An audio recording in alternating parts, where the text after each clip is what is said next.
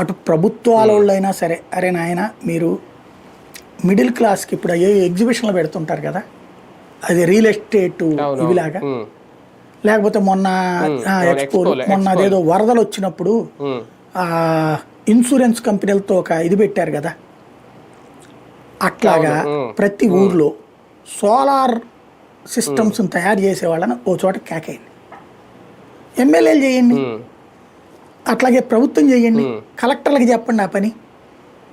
ఈ సూర్యగారిది వదిలేసేయండి, అది చేయండి మీరు. చేసి మిగతా వాళ్ళకి మధ్యతరగతి ఇన్సూరెన్స్, ఇదే దాని పేరు ఏమంటారు, ఈ సోలార్ పవర్ కంపెనీలు అంటే ఈ ప్యానల్స్ పెట్టే కంపెనీలు, ఎలక్ట్రిసిటీ డిపార్ట్మెంటు, అట్లాగే వాళ్ళ పేరేంటది బ్యాంక్ వాళ్ళు, వీళ్ళ ముగ్గురిని ఒక చోట పెట్టండి. పెట్టి అక్కడికి జనాలను రమ్మనండి. నా ఓటు వాళ్ళు అందరం వెళ్తాం.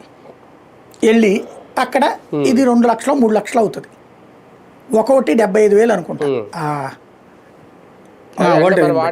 ఒక్కొక్కటి 75,000 50,000 ఉంది.